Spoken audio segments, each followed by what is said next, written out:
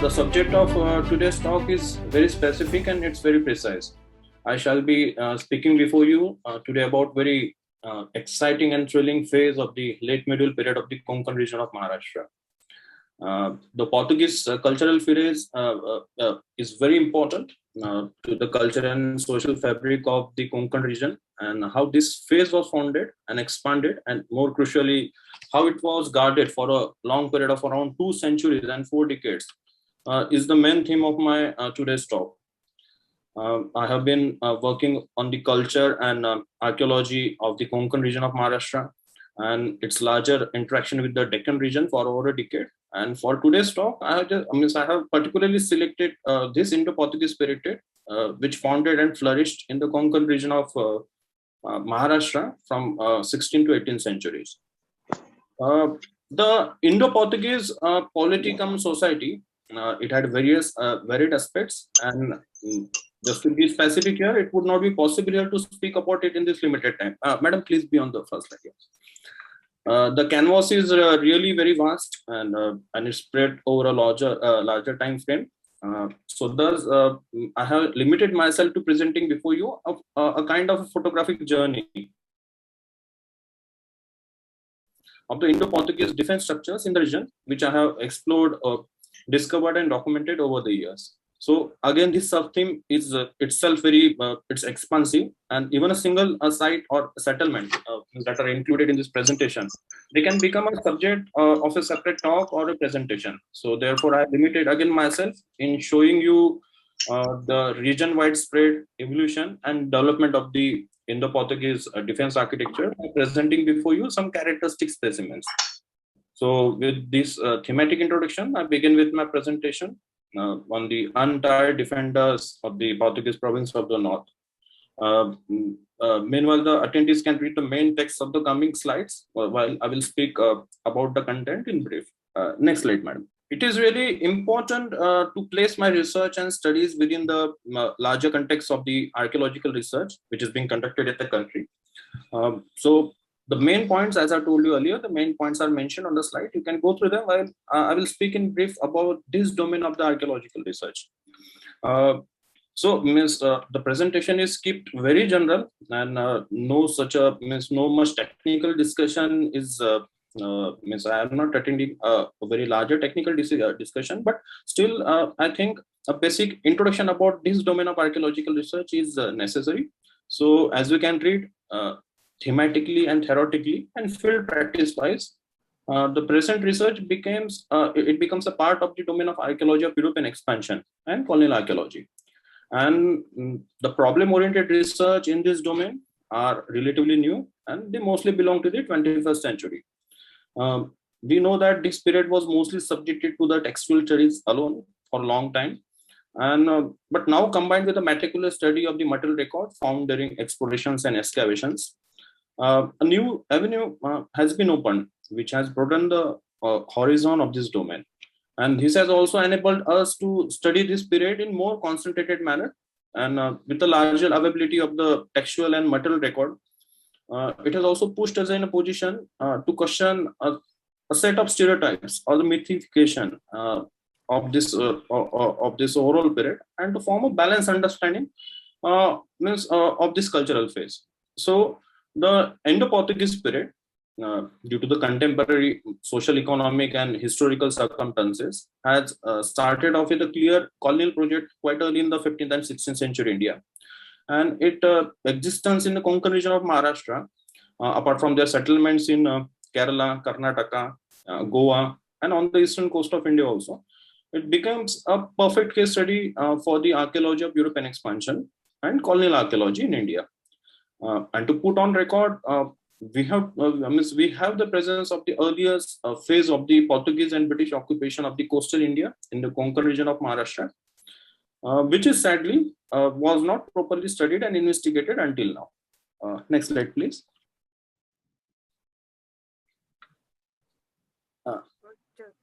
Next slide, please, madam. Yeah. Just a minute. I don't know why it's. Yeah. Sorry. Yeah. So in the 16th century, means when the coastal Maharashtra, it was ruled by powerful splintered states of the mighty Bahmani Sultanate and the Sultanate of Gujarat. The Portuguese made a kind of a dashing entry into the regional geopolitics with their openly established aim of seeking spices and the promotion of Christianity. So it was here in the Konkan region that they founded their second principal settlement after their headquarters in Goa, and which in terms was a great revenue and fertility. Means it was giving a very great revenue, and it was very fertile territory also, even than Goa. And at its height, this settlement of the Portuguese managed to the Estado da India. It measured approximately around 190 kilometer in length and 35 kilometer in breadth. So, and surprisingly, Vasai, which was a relatively obscure location under the rule of the Gujarat Sultanate in the 15th century and in the early beginning of the 16th century, so it went on to become the celebrated capital of the province of the North. And other important fortified settlements in the province of the North included Revdanda, which is in Raigad district, then Daman, which is a union territory. And in the subsequent slides, we will be briefly taking a review of how Portuguese came to Maharashtra and how they settled here for over 2 centuries. Next slide, please.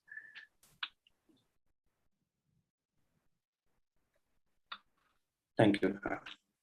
So as we can see on this slide, it is a Google Earth image where I have tried to show this chronological this transfer or power transfer actually of the Portuguese from the southern side to the northern side.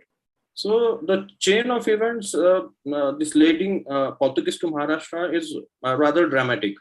Actually, it was the ambition to control the lucrative trade of the Gulf of Cambay and to take monopoly of the sea trade of the Arabian Sea from the Arabs, which principally draw early Portuguese explorers, come navigators or colonizers to further north from Kerala. So as you can see from this Google Earth image, within a span of 37 years, the Portuguese achieved this goal by making their way from the south to the north. So we can see here that in 1498, they were in Portuguese in Kerala. They were in Kerala. Then in 1510, they were at Goa. And right in 1535, they sat with the Sultan of Gujarat, Bahadur Shah, on the negotiating table to discuss about the possession of the place which Portuguese fancied really for. So, however, this period of 37 years was marked with bloodshed and frequent fighting in the Konkan region. Portuguese, they first took possession of Chaul, which is in district Raigad, from the Ahmednagar Sultanate in 1516, and then of Vasai and adjoining regions in 1534. Next slide, madam. Okay. So, to continue from the previous slide, this slide shows the major battles or the wars which the Portuguese fought in the coastal region of Maharashtra. So from here, we can see that there are around 9 documented battles, raids, which Portuguese fought or they conducted raids against different adversaries to cement their position in the maritime and the coastal affairs of the west coast of India. As I told you earlier, the beginning, however, was not much smooth. The first naval battle which the Portuguese had with the joint Islamic European fleet of the coast of Chaul, it is in Raigad district, in March 1508. Actually, it resulted in crushing defeat of Portuguese, in which the son of a Portuguese viceroy, Dom Francisco Almeida, his name was Dom Lourenço Almeida, he was killed actually. And the viceroy was very much infuriated by due to this defeat, and therefore to avenge his son's death and to teach the combined Islamic forces of the Mamluks of Egypt and the Sultanate of Gujarat, and also to capture the viceroy actually sailed with a great naval fleet from Kannur in Kerala, and in the process he destroyed Dabhor in December 1508. You can see Dabhor in the southern Konkan. And Later on, he also defeated the joint Islamic naval fleet on 3rd February 1509 uh, in the Gulf of Cambay. But this time also he was, however, he was unable to capture Diu. So that is why after this large military campaign, Portuguese they deputed two embassies to the royal court of Sultana Bahadur. It was first in 1513 and second was in 1514 to actually negotiate about Diu. But in both attempts, they didn't get any favorable response. So this is how then, in a fit of rage, means it was become a regular practice of Portuguese to raid in an annual pattern this coast of Konkan. And this is how the successive Portuguese armadas they actually periodically raided Konkan coastal region and destroyed most of the settlements under the dominion of the Sultanate of Gujarat. Because their main aim was to harass the Sultanate of Gujarat to the extent that they can get the control of Diu and they can control the lucrative trade of the Gulf of Cambay. Next slide, please. This slide actually shows means how the province of the North was founded. Actually means there were some unusual circumstances which brought Portuguese and their arch enemy on the western coast of India, that was the Sultanate of Gujarat, in alliance.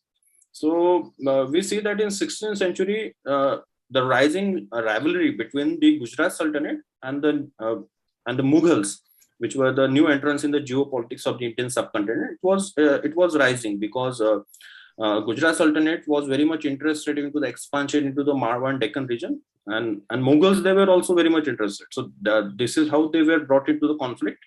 And this actually means this situation actually forced the Gujarat Sultanate, Sultan Bahadur Shah, to seek friendship with the Portuguese. And it had something like a twin effect. Apart from having some pressure on the Mughals, it also somehow stopped the yearly Portuguese raids onto the coastal region under the control of the Sultanate of Gujarat. Mumbai and the adjoining region, it also used to come under the Sultanate of Gujarat means that time. So and the portion further down, that is the Raigad district, it was with the Sultanate of Ahmednagar, means with the Nizam Shahi. So this is how, in return of this Portuguese military assistance, Sultan Bahadur Shah actually he first ceded the control of the coastal strip, which was stretching from Dahanu. Dahanu is in Palghar district in the north, to Uran, the area around the Karanja and Uran, which is in Raigad district, in a friendship treaty which he concluded with the Portuguese on 23rd December 1534. So this is how means this coastal strip means from the present you can say the Elephanta or the Uran portion up to the Dahanu, it came under the Portuguese control. And later on in 1535, seeing the assistance and the cooperation of the Portuguese, Bahadur Shah, he also offered Diu to the Portuguese. So this is how means this long unfulfilled dream of Portuguese means it was somehow achieved in 1535 because they got control of Diu. So this led actually means this territorial possession into the North Konkan actually it formed the basis of the province of the North. And as you can see here, means later in 1559, Portuguese, they further expanded this territory by taking control of the Manor and Asheri region. Manor and Asheri, they are in the Palghar district. Asheri is a very strategic hill fort which Portuguese conquered in 1559. And also they captured Daman. So this is how then a continuous strip of land from coastal land from Daman down to Revdanda, means in Chaul, which is in Raigad district. This is how means in this entire strip of land, this province of the North was founded.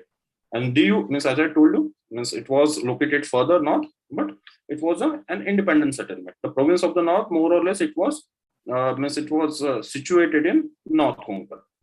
So from this slide onwards, means now we will turn to the major settlements of the Portuguese province of the North in a chronological and geographical order. Chronological in the sense means we will see how the major cities in the province of the north, they were founded, and means in a chronological order. And in a geographical order means I will show you the settlements, Portuguese, not all, but some principal Portuguese settlements and principal some characteristic their different settlements starting from means in a geographical order means they will start from the northern side and we will further go down to the southern side. So as you can see here means on this slide, it is a beautiful painting cum map which dates to 1634, and it was made by a Portuguese noble. His name was Antonio Bocaro, and another was a Pedro Barite, means Resende. So they were actually means they had worked on this manuscript on the orders of the Portuguese emperor himself. We see that the importance of Chaul means to the Portuguese, it was immense. So because it was their first settlement in the North Konkan, and as I had earlier told you, that Portuguese acquired this place from the Ahmednagar Sultanate during the rule of Nizamul Mulk in 1516.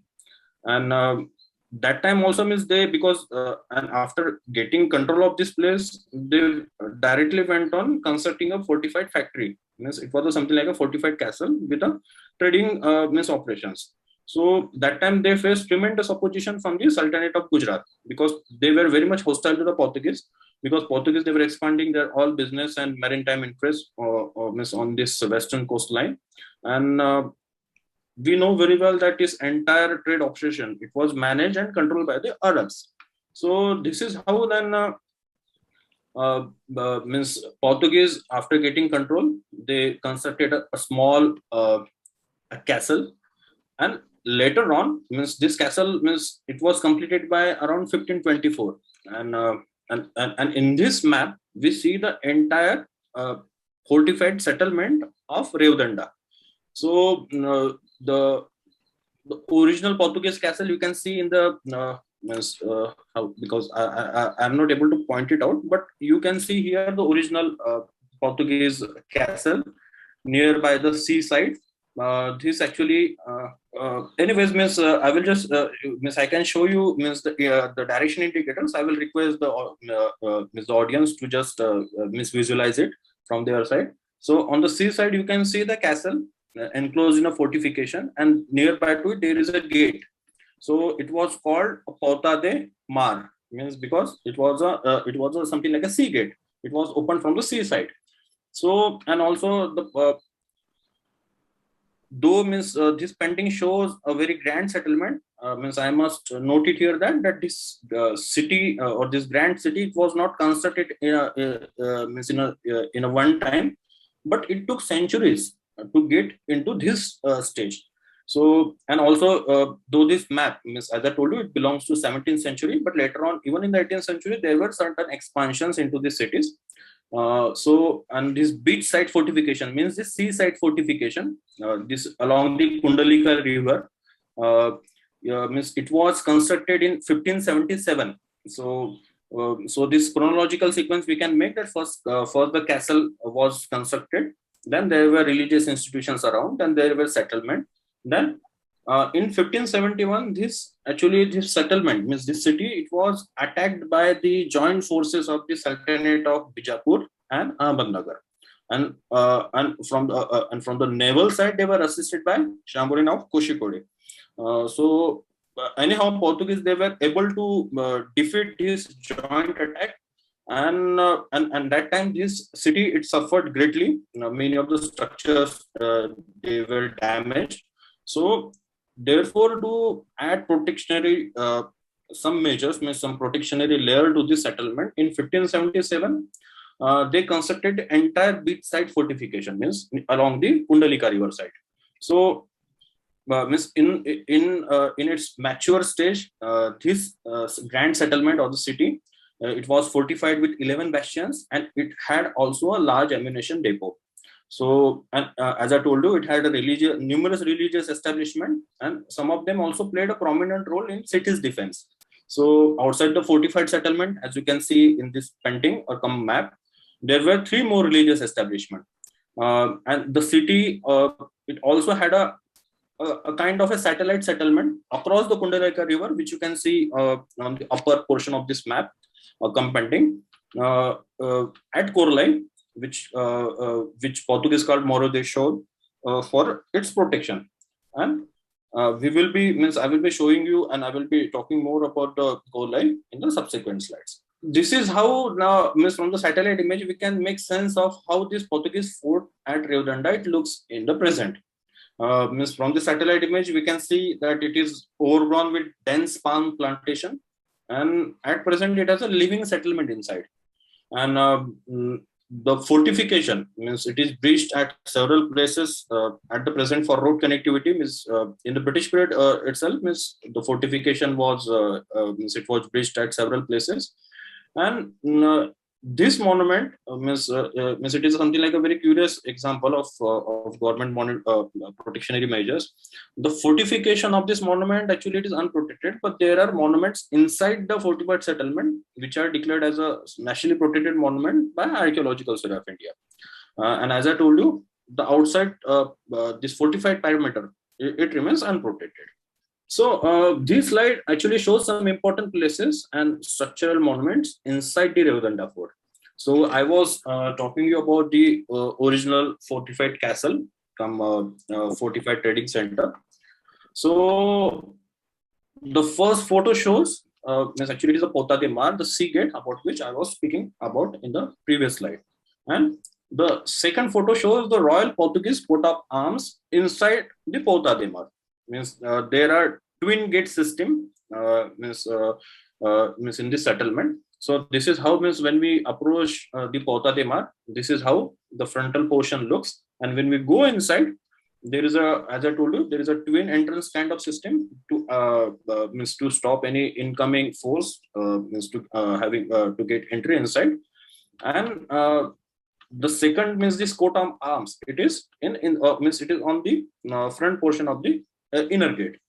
So and the third photo means that is the original entrance to the Portuguese fortified castles, castle which Portuguese had constructed in 1516.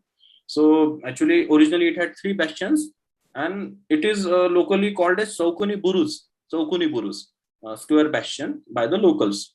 And actually, with me stands here, Miss. I would like to introduce him, Miss, to the audience. Actually, he is Professor Regin De Silva from Vasai, who in the post-independent period had meticulously researched on the Indo-Portuguese society, polity, and culture of Vasai. So he is one of the senior historian. And we had visited this site some years back to understand it more properly and to carry out some discussions. So it was very lively time with him. So, and next photo is of the, it's very grand religious structure called Dominican Church and Monastery, which is located near the beachside fortification of this site. It is a nationally protected monument, but as it is on the private land, so it is in highly ruinous condition. But still, ASI has carried out some conservation projects at the site, and now ASI is in the process of transferring the land ownership on its name. So let us hope something better in the future. Yes. So this slide shows some very important structure inside the Revdanda fort. It shows the tall tower of the church and convent of Franciscans inside the Revdanda fort. And actually, originally it was of around 7 stories. So due to its tall 7-story kind of appearance, it was called Sathkhani Buruz, means by the locals. Means even though historically means it was known by the name of Saint Barbara's Tower. So means as I had mentioned earlier, this Franciscan church and this convents, these structures, they played a prominent role in the city's defense in 1571 when the city was attacked by the joint forces of Ahmednagar and Bijapur Sultanate. So this particular structure, it was this premises around, it was highly damaged in that war. So it was subsequently repaired and it was enlarged. So like all religious institutions in Revdanda or in the Portuguese dominion, this institution, it was also supported by the Portuguese crown. So they used to offer large donatory. They used to give some donations to this institution apart from the usual support. So the photo next to this Franciscan tower is of the church and convent of Augustinians, which is located near the Porta de Terra. Means earlier the structures I had showed you, they were located near the sea gate. So this particular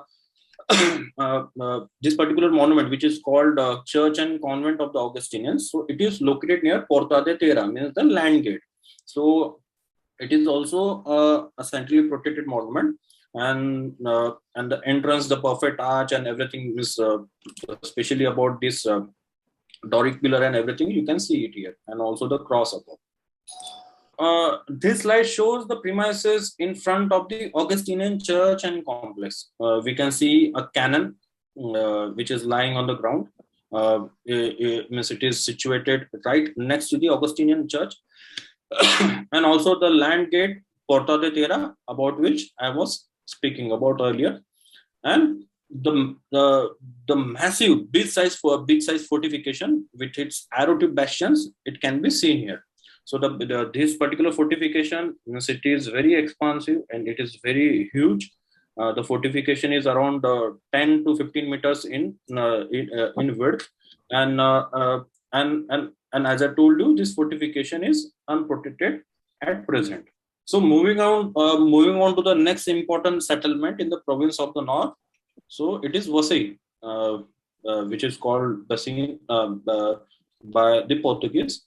So they used to pronounce it as Vasai. So this is how Vasai looked in the Portuguese period. As I told you, it was an obscure location in the earlier periods, in the earlier rules, but it got prominence only in the Portuguese period. So there cannot be a talk of the province of the North without Vasai, which served as its capital for a long time. So just to give you some brief introduction about this site, it was during the initial wars that the Portuguese waged against the Sultanate of Gujarat, that we can trace the origin of the city in the Portuguese dominion. And it was the Viceroy Nuno da Cunha who can be considered as the founder of the city, because he conquered it from the Sultanate of Gujarat in 1533. So, and the day on which he conquered the city, it was I guess 15 January. Yeah, 15 January. So actually means that day considered with the Saint Sebastian Day, which Portuguese celebrated and observed in reverence. So this is how then they dedicated this victory to Saint Sebastian. And but even after conquering this place, it was not until 1536 that Portuguese paid any serious attention to this site, or they commenced on constructing a castle at Vasai. But anyhow, in what had happened in 1538, that Mughal forces, they made advance towards this settlement. So that is how, to protect this place from the advancing Mughal forces, Portuguese, they undertook construction of the castle, which was completed in 1538. So we see that it was during the viceroyship of Nuno da Cunha that this city was founded. So and in the next in the subsequent period, this city got prominence, and we see that in 17th century, many European travelers who were visiting this place, so they described Vasai as a very beautiful and well fortified place. So earlier, Saint Sebastian, he was the patron saint, but in 1631, in 17th century, Saint Xavier, he was announced as the patron saint of the city.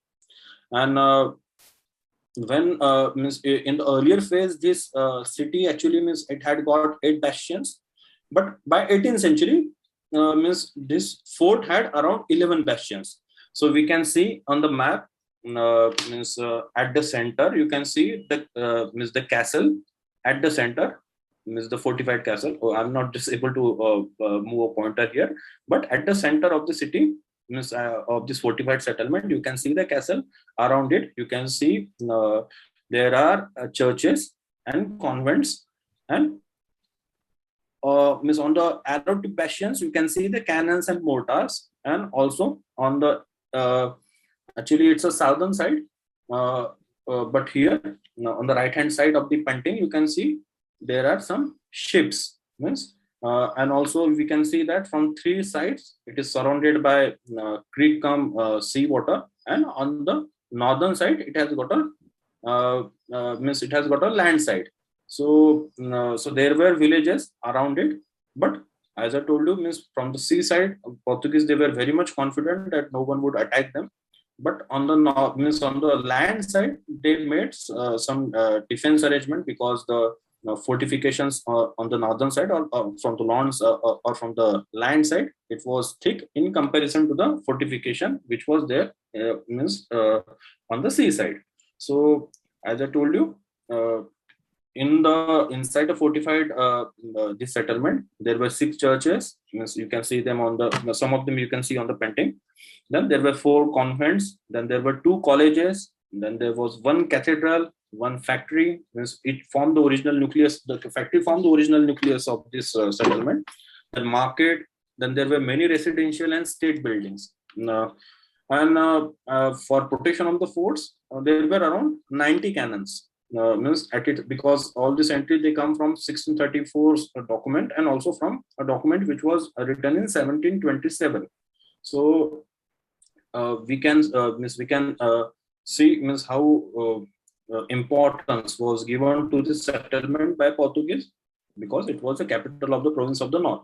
So the supremacy of Vasai, it remained unchallenged, relatively unchallenged, until it was invaded by Maratha forces under the command of Chimnaji Ballad. Actually, he was known as Chimaji Appa. He was the younger brother of Peshwa Bajirao first.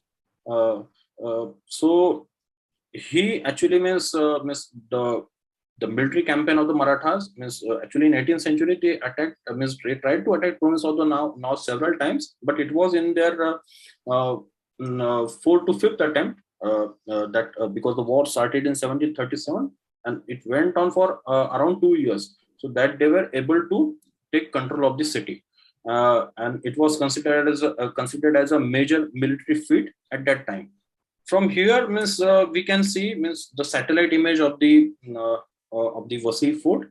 So if to compare with the earlier painting, we can see some changes. For example, there is a expansive Koi settlement on the southwestern side of the fort, and inside the fort we can see that the northern side of fortification and even the southern side of fortification, it is breached. Actually, it was means this portion, some portion of the fortification, it was removed during the British period, and means in the 19th century. And also means and also there is a addition of the Maratha periods also. Means this actually in the Portuguese period, his city had 2 gates, the similar arrangement that we see in major Portuguese settlement. As I told you about Revadanda, Porta de Mar and Porta de Tierra, means land gate and sea gate. Sea gate was very much important. The actually especially this northern side, you can see north and northwestern side, it was a land portion, and this particularly the creek, it's more or less filled now, but in the Portuguese period this was actually a marshy land. So Portuguese, as I told you, means they were very much particular about the defenses on the land side, while on the sea side, means the fortification was there, but it was means lesser in dimension or in thickness than the land side fortification. And here means we can see the castle in the center, and also there are remains of these various religious institutions like Franciscan church and convent. Then there is Augustinian church. Then there is a Jesuit church. Then there is a Our Lady of Miss Health and Dominican. Every means that you can see here on this Google Earth image. Next slide, please. So as I told you, means Vasai has its own speciality and peculiarity in terms of defense architecture, and also because it served as a capital for a long period, means right from the beginning, means it had a very luxurious and stately buildings, and as also because there were Portuguese nobles who were the landlords of the adjoining villages or the lands, they were also living in the fort. So here we see the Porta de Terra portion, that is the land gate portion. So it's very big, very huge, and it is constructed in dressed stones, because there are very apart from, as I told you, apart from the major Portuguese settlements, very few settlements or the cities or or the structures, they were constructed in dressed stones. So we can see the use of dress stones, and also the landscape fortification, as I told you earlier. The Portuguese paid particular attention to it, and it is very huge. It is around 15-meter in thickness, and among the stately buildings, or we can see here a shell bath, because it was studied with shell and also with the porcelain pieces. So when ASI officials, means one of the prominent archaeologists called Henry Cousins, he had visited it in 19th century, but now it is in very ruinous condition. But it shows the opulence and luxury of this place. Means, it was enclosed, this shell bath, it was enclosed by a wall, and it had a separate entry also. And another photo shows the porcelain, which is found inside the fort. So the porcelain is it's very exquisite and very delicate and very beautiful. And Portuguese, because they were having trades with the China, Japan, Macau, and also so it shows, means, Vasai's importance in the Portuguese world. So this is the very famous monument inside the Vasai fort, which is called the Church of the Holy Name of Jesus and College of Jesuits. So this is one of the grand structure still in its more or less intactness that we find inside the Vasai fort. So it is one of the earliest religious institutions which was built right in the 16th century, and as you can see, it has got a vaulted roof. A clear influence of the Renaissance style of architecture, we can see here, and the similar church, Basilica of Bom Jesus, you can see in Goa. So because it was constructed in the earlier phase, fortification, the seaside fortification, it exists right adjacent to it. So this particular there is a large history, there is a long history associated with this place. So I will not go in much details, but it was visited in 17th century by the European travelers like French traveler Pietro de Valli, then British traveler Dr. George Fryer. And actually, Dr. George Fryer, actually, he even seen, and he has written about it, that he had seen a copy of Michelangelo's Resurrection, in this, in the one of the porticos of this particular college. So there are very lively travel records about this institution. So right now it is still under worship, and ASI has done very good renovation at the site. The first photo is of the St. Thomas Cathedral. It is inside the Vasai fort, and it is also a very stately building. It was supported, it was constructed because all these religious institutions, most of the religious institutions in Vasai, Chaul, or in Daman, or even in Div, they were constructed with royal patronage, or from the munificent donations or the monetary assistance from the Portuguese nobles. So it is also one of the earliest building to be constructed, to have been constructed inside the Vasai fort, and later in the 17th century it got expansions, and it was also re-strengthened. So inside the baptistry of the St. Thomas Cathedral, there is a dome, and under this dome, you can see this remains of this beautiful Portuguese period mural. You can see the faces of the angels. So it is only one of the surviving remains of the Portuguese period murals that we see here in the North Konkan. So there are some religious institutions where we can see the remains, but it is from ASI protected site. So as I was speaking about the Portuguese period castle, the original Saint Sebastian fort, which was constructed on the orders of the Portuguese governor Nuno de Cunha. So the original, actually this entrance that you see here, actually it was constructed around in 17th century, I guess in 1606 AD, and this particular entrance, means it was very grand. It has got this, you can see, miss earlier, miss in this photo, you can see here the British period photo, which was taken by William Johnson. It was around 1855 or 62. So the front of pillars means this means it has got a variety of pillars. Means if to speak architecturally, there are Corinthian pillars, Doric pillars, and Tuscan pillars, and there is a groove for the patron saint of this settlement of this city. So as I told you, in the 17th century, Saint Xavier, he was declared as the patron saint. And downside, we can see the seaside fortification. Means we can see the difference between the land side fortification and the seaside fortification. Seaside fortification is very much thinner than the land side fortification, because means on the seaside, Portuguese had their armada and also long range artilleries and guns with the native polities they didn't have. For example, like if to speak chronologically, means apart from their European adversaries like Dutch, then Britishers, then mostly Dutch, because Portuguese because they had animosity with the mostly with the Dutch. Later on with the Britishers also, but not that much. And if to speak about regional polities, then as I told you, Sultanate of Gujarat, then Sultanate of Ahmednagar, Bijapur, they were opposed to Portuguese. And also there were, and in the 17th century, Marathas were there. And through all of this period, there were some small local Kori kings, the kings of Jawhar and Rampur. Jawhar, it is in Thane district, means now it has gone to Palghar.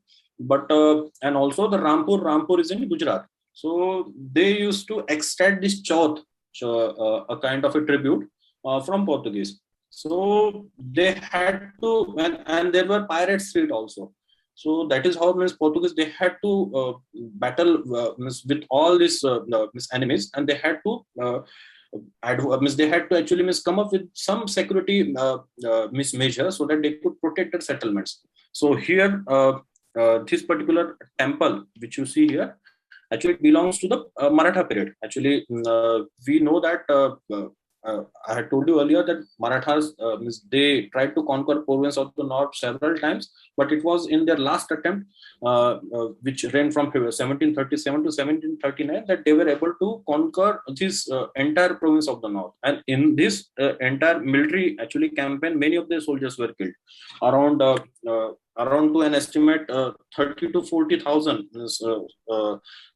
Their soldiers, they were killed in the Vasai campaign alone. So, according to legends and according to the historical documents, means some memorials they were constructed for to commemorate this victory, and also to pay respects to the Dickie soldiers. So this is one of the we can say like a war memorial. This is Peshwa Parade, Vajreshwari and Nageshwari temple inside the Vasai fort. So because having a temples inside Portuguese period settlement, it was unimaginable in the Portuguese period. But when it went into the Maratha control, they constructed some temples. For example, like Vajreshwari temple, because Chimaji Appa, he had made some promises to this goddess that if he secures victory, then he will construct a temple in her honor. So that is how this Vajreshwari temple is here also. And there is another Vajreshwari temple which he constructed in Vajreshwari, means village. Means it is that temple is more or less like a fortified. It was something like a small fort only. So this is how, means different clusters of these structures that we can see inside Vasai fort. There are British period structures also. So now, because we are more concerned with the defense type of structure, so that is how, as I have shown you some representative structures from the Vasai fort. Now we have seen these two grand settlements. First is Chaul and second from Vasai. So actually, means many of us, means they have this assumption that okay, Daman can be considered as the northernmost point of this province of the north. But from the field studies that we have conducted, we found some exciting and some fascinating results. And from the material remains, we can we could stretch this northern boundary of the province of the north further north, because there are some settlements like, for example, like Parnera Fort, you can see here, it is in Atul, it is in Valsad district. Then there is a place called Kila Pardi, it is also in Valsad district. And I have not shown entire sites, but some principal sites I have shown. So actually, all these sites, they were attacked during this Maratha campaign against the Portuguese in the 18th century. And also there are some references from which we can we can say that Portuguese settlements, they they existed way further north than the Daman fort. For example, like there are two forts at Daman. Photo I will be showing you on the next slide, in the coming slides. So further north of the Daman fort, there is a place called Bhimpur, and Killa Pardi I have already spoken about. Then Fort Atul, Parnera Fort. It is a very large hill fort. So Portuguese presence can be it can be seen from there. And also there are certain sites, for example, like here you can see further south, you can see here Sanchan Fort, and there is a place called Umbargaon, and there is a place called Padgam, Khatalwada. At all these places, remains of Portuguese fortifications or manor houses or different type of structures or the settlements, they are found. So now we have some very rich evidences that apart from Daman, there were Portuguese period settlements around the Daman also, and their northern point can be taken further north into the Valsad district of Gujarat. Next slide, please. So the Parnera fort, about which I was speaking about, so here how it looks. So it is a hill fort. Portuguese they had conquered this place, and later on, and there is another fort called Badla Party. So fortification is made up of brick. My recent visit showed that it is now, because it's an unprotected fort, had it been protected, then it could have been considered in a better way. But my recent visit, just some months back, it showed that the local council it has constructed something like a garden inside. So the condition is I was not satisfied seeing the conservation. But still, this Badla Party Fort, it was an important place during the Portuguese phase. Marathas the very prominent commander of Marathas, Pilaji Zadav, and his son Satpuji Zadav, from the Maratha records, we come to know that they had attacked this place in 1739. So in the Maratha period, they had further expanded this fort. There were during my older visits, previous visits, I could see beautiful Maratha paintings inside this fort, but they are not visible now. In the conservation, that is conservation or the renovation. I will not say conservation, renovation. Now another fort at Daman, that's Saint Jeremiah Fort. The famous Daman forts we already know about. So, and the next photo shows the fort at Sanjan, Portuguese fort at Sanjan. As I told you, there were grand settlements. Then there were smaller fortifications also, smaller fortresses also. So Sanjan, it had also got a very large size fort.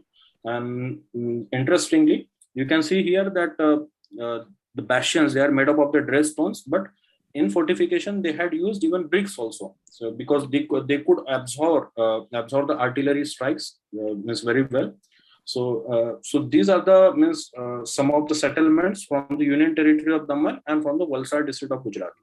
So some of the kind of a manor houses. Manor houses means because Portuguese crown actually means they had leased a large portion of land to the Portuguese nobles or the military commanders or to the religious institutions on a very nominal lease rent, and they had to fulfill certain obligations towards the state. How during the they had to collect a revenue, and they had to also ensure about the protection of their particular estate.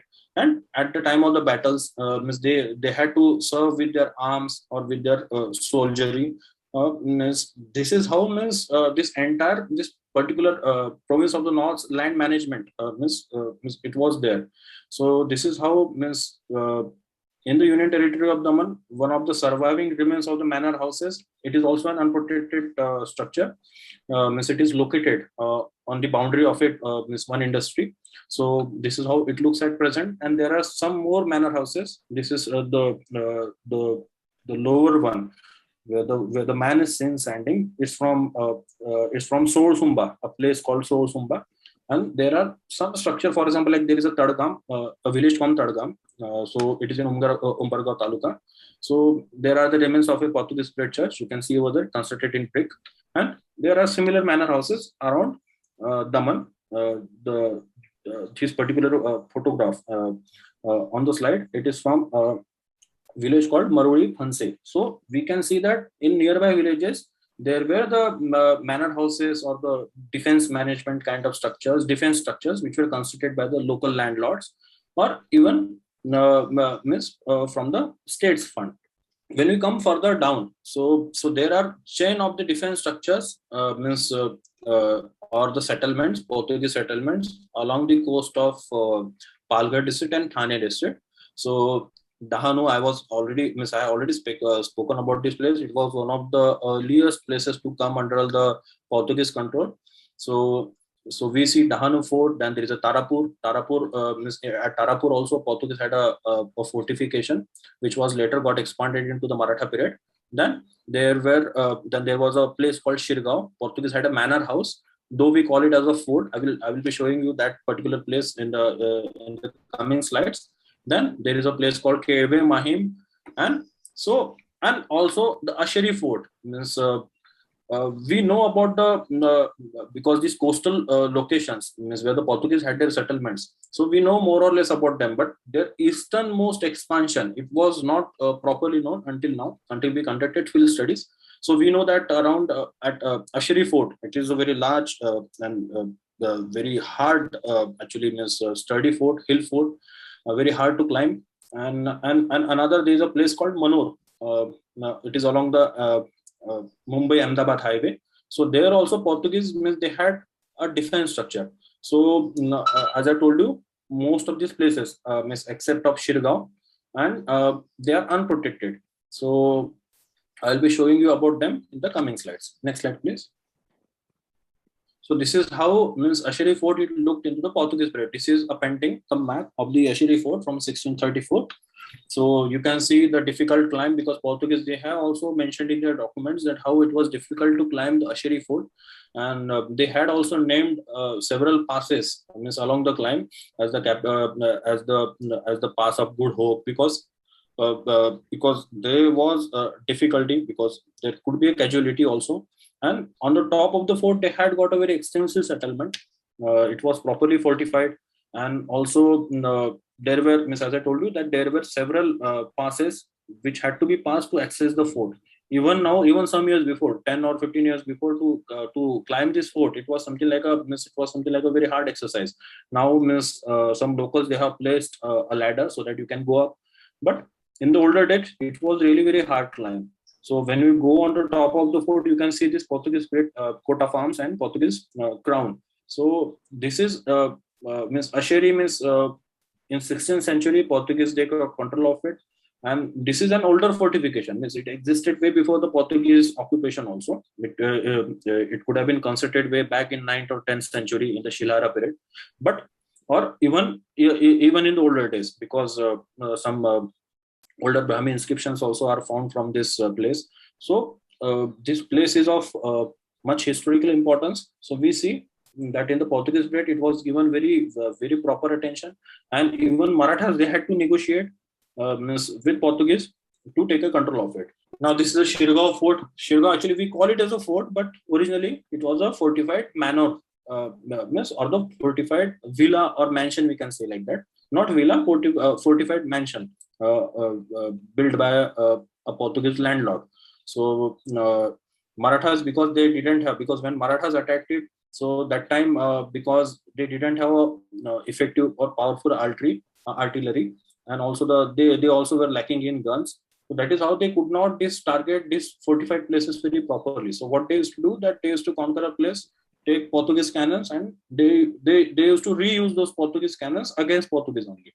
And at some of the places, considering the expertise of the Portuguese gunners, Marathas, they had also hired Portuguese gun casters, and they had also set up their foundries and their manufacturing units, so that they could manufacture some cannon pieces to use against the Portuguese. So this is the Shirgaon Fort. It is a state protected monument, and in the Shirgaon, we call it as a Shirgaon Fort, but as I told you, it was a manor house. So in this manor house, we can see two cultural phases, one of the Portuguese and second of the Maratha phase. Then there is a star-shaped fortress at the Kerwa. Then there is a manor house at one small village in Pargar, and there is a circular bastion which is located in Chinsani. Actually, the place is called Buruspada because in Marathi we call it the Burus. So Buruspada, we can see the circular bastion. It was very large earlier, but now this is how it exists. It is unprotected. Next slide, please. Yes, there are some similar structures found around in Palghar district. The first photo shows the Portuguese manor house. It resembles like a watchtower. It is one of the largest structure that I have come across in this region. So it exists at a place called Asangao.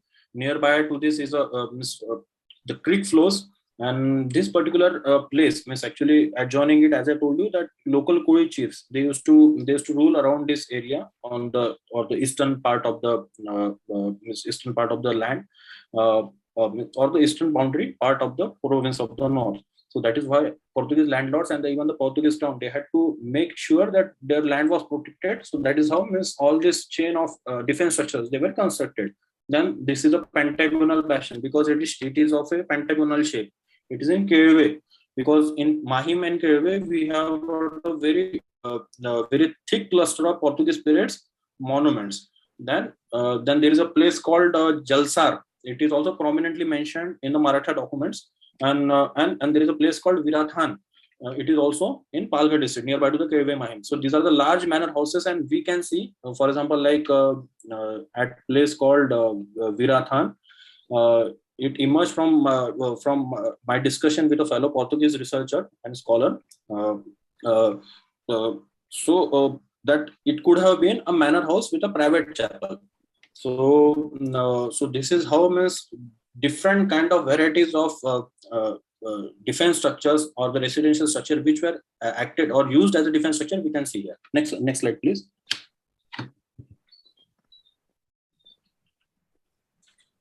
So at Arnara, this is the original Portuguese period circular bastion which we find. The another fort that with the larger fort, it is of the Maratha period, but this is the original Portuguese this original Portuguese defense structure which was repaired by and re-strengthened by the Marathas. Marathas, they called it as the Hanumanta Burus. Means they had renamed it because many renaming process had happened in the Maratha and even in the British period also. So this is another manor house. It is in a village called Srigaon. Then there is another manor house with its private chapel. So, and as I told you, through our discussion with the fellow Portuguese researcher, his name is Dr. Joaquim Santos. So from those discussion, it emerged that it could have been a large manor house with a private chapel. We are still investigating this issue. And this is one more spectacular discovery that we had made some years back. That as I told you, that the furthermost or the easternmost extent of the province of the north, it was not known. But from the field studies or from the by referring the old documents, means I could come across this place in Pimparasgaon, which is in Bhiwandi Taluka, and it is located right across the Kalyan Creek near the Kalyan. So here we I could find the remains of a chapel, and according to the villagers, there were defense structures surrounding to it, but they are now mostly demolished. So this is how the eastern point of the province of the north we could establish in the Bhiwandi Taluka nearby the Anzur in the village of Anzur. So when we come further down, as I told you that just to make some distinctions, because in Mumbai city district or in the present Mumbai, there are British period structures. But as I told you, in Mumbai suburban and also in New Mumbai or Thane district, there are Portuguese period settlements. And from this map, we can I have not shown the entire sites, but from the representation of the Portuguese period site, you can see their expanse and also their their large numbers. So when we see that in the Mumbai suburban district in a Mud Island area, there is another cluster of Portuguese period structures which I will be showing you, and also in the New Mumbai area, for example, like Belapur and everything, and also when we go further down in the Raigad, then we get another monuments. So in Thane district, in the interiors of the Thane district, so this is a Mandvi fortress. It is actually now Palghar district. So, and there is a fortress called Kharbao, So these were the small fortresses which used to attach the larger site fortifications. And they were situated along the creeks or on the river side. And for example, like this is a small fortress which is located at Kambe village near Bhivandi. So this particular place, it is prominently mentioned in the Maratha Portuguese documents because this place was several times attacked by Marathas, and Marathas and Portuguese, they had a treaty here. Then there is another village called Firangpada. Now, the name itself suggests the Portuguese association. So it also used to have a very large Portuguese period fortified tower, which is now more or less remains in this condition. Next slide, please. So, if to come in the principal city of Thane means the Thane Central Jail, which is being used as a prison at the present. Originally, it was a Portuguese period fort. So, Portuguese actually they could not finish it because meanwhile Marathas had attacked Thane, and they had actually taken control of this construction site, and they had actually constructed this place, constructed the remaining Thane fort. So we can see here the star shape or the arrow tipped kind of bastions, and actually this radial type of buildings inside this Thane fort, they were constructed in the British period because Britishers, they had demolished entire structures inside the Thane fort when they actually went on with this plan of making a prison. And the another site shows the famous mud island fort in Mumbai suburban district. So many of these people, many of us, they confused by seeing the present mud fort, and they associate that fort with the Portuguese period. But it's simply instrictly no, because that is not the Portuguese period fort. The Portuguese period fort exists inside the mud island fort, and it was originally a pentagonal size bastion. So it is constructed in random rubble masonry. And next, just right adjacent to it, we can see the British and Maratha period construction. So this mud island, the present mud island fort, means it had got different layers of construction. So we have to differentiate it before associating any particular phase of construction to it. Now there is another manor house type of structure which is also in the mud island village itself, and there is a kind of a fortified church at Erangarh village, and it is called Saint Bonaventure Church. So this particular village also, it was attacked during the Maratha attacks on the province of the north. So when we come on the Mumbai group of islands and the nearby Karanza Islands, so or even the Sashti Island, Salsette Island as we call it in English. So we have, because it was during the Portuguese period that we get some cartographic, we get the first cartographic references of this entire region. Before that, there were we do not have any map type of or cartographic or painting type of things which can show us local topography. So this is how the Mumbai island, it is shown in this painting cum map. So we know that Bombay Castle, it was actually owned, it was constructed on the fortified manor house of Dr. Garcia de Orth. So his house we can see here, it is two cannons are shown here, and major attention here in this painting cum map is given on the Karanza Island, because Karanza, it had got a twin forts. One was on the Dronagiri hill, and second was in the village. The fortification in the village, it does not exist anymore, but on the fort, because it comes under the protectionary area of the ONGC, so it is somehow stands. So I will be showing you that fort also. And the island above the Karanza Island, it was an elephant tower. So there had also fortified structure there. So to come to Mumbai city, until now we did not have a solid evidences of Portuguese period structures or defense structures. But recently at Vadara, we had accidentally rediscovered this Portuguese period bastion, which was reworked in the British period. So Vadara, it had got a very extensive salt pans, which was very precious and prized commodity in the medieval period. So it is it is still buried under debris. We are trying to actually remove the debris, and we are trying to investigate the structure in a more proper way, so that we can able to tell about its structural ancestry. I will be just moving closer to my end of my presentation, because I guess the time is also I'm exhausting my limited time, allotted time. So this is the church which is exists at Frombe. So it was not open to public. It is only during the annual mass that nearby worshippers, they can approach it or they can visit it. But for the rest of the time, it is closed. So I could actually locate and visit this structure some years back with the security team of the Bhabha Atomic Research Center, because it is located inside Bhabha Atomic Research Center. So it is very not just beautiful, it is very sturdy structure, and from it you can keep watch over the entire Bombay Harbor. Now, Bombay Harbor means means the adjoining area of Nhava Sheva, then Uran, and so and Elephanta. You can keep the watch on even on the means on the Thane Creek also, the which passes towards Thane from Bombay. So this is actually the Dronagiri Fort, the Portuguese period Dronagiri Fort, which I was talking to you about, because in the last slide we had shown, we had seen how Karanza was given so much prominence during the Portuguese period. So this is actually British period paintings. So of the Dronagiri Fort. So it is something like a idealized version. Dronagiri Fort does not look like this, but at least we can see that in the British period also the bastions, they were roofed. It had a roof, conical type of roofs. So so this is how when we come to this new Mumbai area, because if you go through Uran and Dronagiri, we have to pass through Belapur. So at the Belapur, we have got this square type of watchtower cum bastion at near the Navi Mumbai Municipal Corporation building. And also the Belapur Fort itself. Belapur Fort actually it survives in bits, I will say, because the references that we get from the Portuguese and Maratha document, it shows that it was very expansive, it was very large fort, but now only some portions of it remains, because it is also an unprotected fort.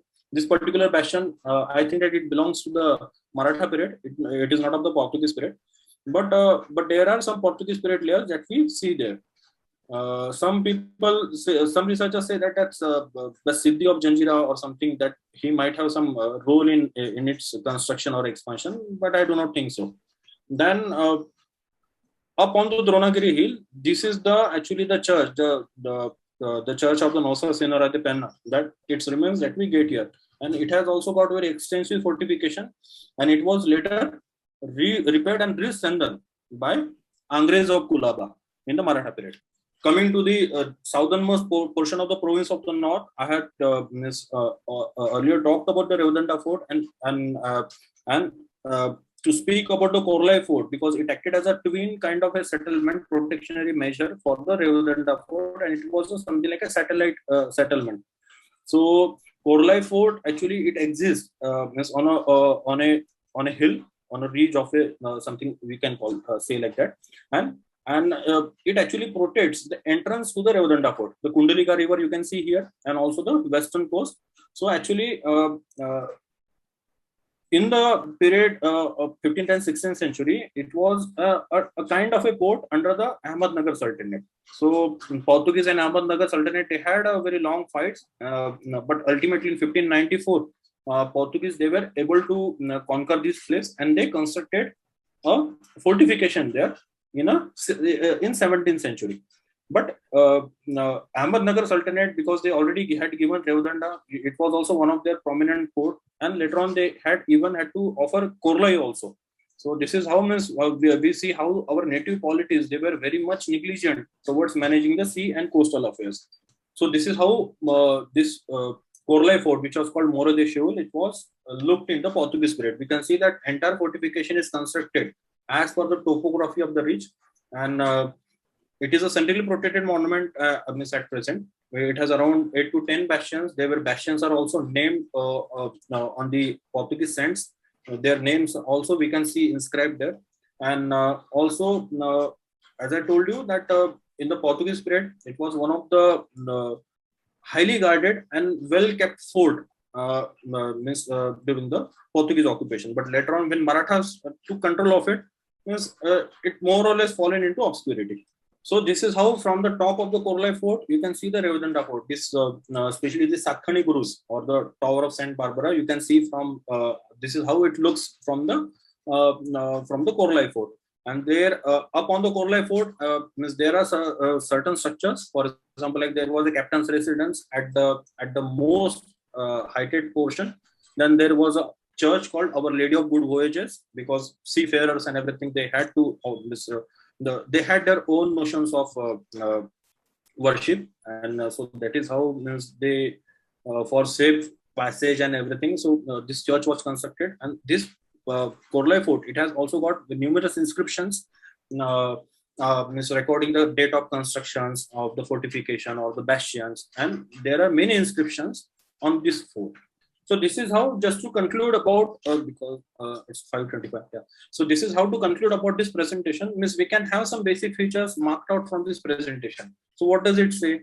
That as I told you, that this entire topic is very much vast, and even the sites that I have shown you, means I have shown you only with some representative sites, but even they can form a means theme of a separate presentation. But still, we can mark some silent features of this architecture. For example, like we can see that these sites are situated, they are located at mostly strategic places like coastal river or coastal places, strategic coast or river and land fronts, which fulfill the protectionary requirement of the North Konkan as per its geographical setting. Because the geography of this entire region has been, it has tremendously changed because of the successive reclamation. Especially it has changed from the British period onwards, from the 19th and 20th century. So way back in the 15th and 16th century, it had something like a very different geographical settings, and Portuguese or even the native polities, they had actually employed, they had utilized this local topography to construct their defense settlements. So that is how, even if to speak about the 7 islands of Mumbai, then Sashti Island, and area north of Sashti Island, or even the area north of Vasai Virar. So according to the local topography and geography and landscape, they had constructed these settlements. So Indo-Portuguese defense architecture, it was highly diversified, and it had a hierarchy of defense arrangements. For example, like there were big forts and settlements at Trivandrum and Vasai, which were assisted by smaller fortresses, watchtowers, bastions, outposts, then manor houses. Some of them could be fortified, and even churches also, because they were also very strongly built structures. So, and they were supported by higher range and class of artillery and guns also, because as I told you, native polities, they lacked in this aspect. And this entire this gamut of this defense structure it was affected by certain parameters like the feudal socio-economic relations adopted by the Portuguese crown, then the local social, economic and geographic settings, because defense structure, they are more or less functional in nature. Their parameters cannot be strict like in the religious structures, and financial and political situation which existed in the North Konkan, and financial and administrative compulsions of the Estado da India, because it was not that much resourceful or financially so much powerful during its early days, and also to certain extent by the corruption issues also. There were corruption issues in the Portuguese period, and they are well documented facts also. So this is how all these parameters, they affected this entire Portuguese defense management in the province of the North. So this is how I conclude my presentation. I hope I have not taken I guess I have exceeded my time limit, but still I'm very much thankful to the organizers for inviting me here, and I acknowledge the kind assistance of all these organizations: Archaeological Survey of India, Directorate of Archaeology and Museums, of both of Maharashtra and Gujarat state, then Indian Navy, Indian Air Force, then especially the National Library in Portugal, then British Library, for their time-to-time assistance, because without their support, this research could not be could not have taken forward. So I'm really thankful to all of them, and also I'm thankful to Maritime Mumbai Museum Society for giving me this opportunity to speak about this important phase of the Konkan's history and archaeology. Thank you very much.